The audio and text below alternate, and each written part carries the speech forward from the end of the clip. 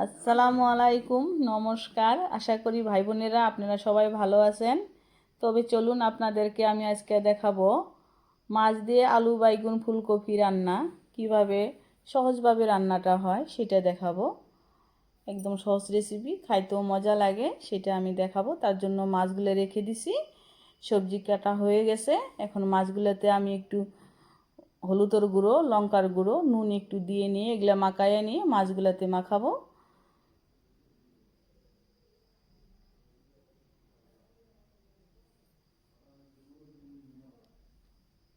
মাছটা মাখানো হয়ে গেল, এখন আমি চুলাটা অন করে দিলাম, কড়াইটা দিয়ে দিব। কড়াইটা যখন একটু গরম হবো তারপরে তেল দিয়ে নিব। তেলগুলো এখন গরম হয়ে গেছে, মাছগুলো দিয়ে দিলাম। মাছগুলো এখন একটু উল্টিয়ে দিব।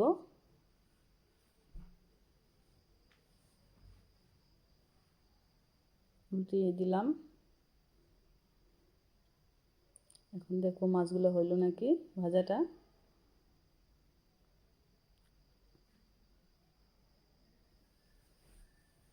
মাছগুলো হয়ে গেল, মাছগুলো আমি রেখে দিব। এখন কাটা সবজিগুলোতে আমি দিয়ে নিব। একটু পেঁয়াজ কুচি, বাটা জিরা, কাঁচা লঙ্কা, একটু রসুন দিয়ে বেটে নিচ্ছি, সেগুলো দিয়ে দিলাম। নুন, হলুদের গুঁড়ো, ধনিয়ার গুঁড়ো,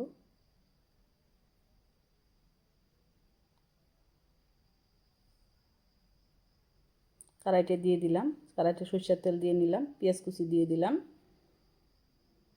এখন একটু নড়াচড়া করে নিয়ে সেই সবজিগুলোতে যেগুলো মশলা দিয়ে দিছি সেগুলো একটু এই তেলগুলোতে দিয়ে দিব।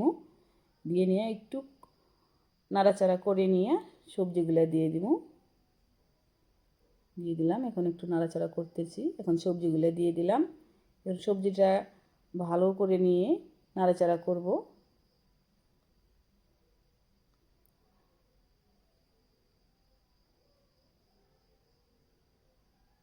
ঢাকনা দিয়ে দিলাম। ঢাকনাটা একটু পরে তুলে দেখব। এখন একটু কষানোর জন্য জল দিয়ে ঢাকনা দিয়ে দিলাম। এখন দেখব কষানটা হয়ে গেল নাকি। কষানটা হয়ে গেল, এখন ঝোলের জন্য একটু জল দিয়ে দিলাম। একটু নাড়াচাড়া করে নিয়ে ঢাকনাটা দিয়ে দিলাম। 10 মিনিট পরে দেখব, এখন দেখতেছি তরকারিটা হলো নাকি, সবজিটা। এখন এগুলোতে আমি মাছ দিয়ে দিব।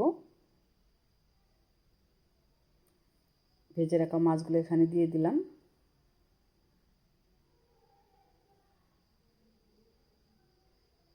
ঢেকে দিলাম, ঢাকনাটা তুলে দিছি।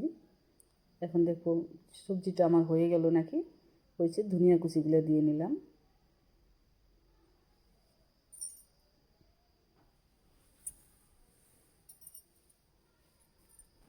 আর সবজিটা হয়ে গেল।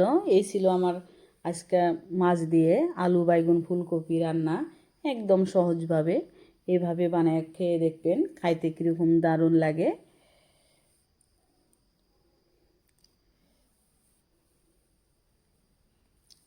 হয়ে গেল, ঢেকে ঢেলে দিলাম আমি এখানে বাটিতে। এই ছিল আমার আজকে রেসিপি। তবে আপনাদেরকে বলতেছি, আমার রেসিপিটি দেখে ভালো লাগলে, একদম সহজ ছিল, ভালো লাগলে আমার ভিডিওটাকে লাইক করবেন, আমার চ্যানেলটাকে সাবস্ক্রাইব করবেন, আমাকে সাপোর্ট করবেন।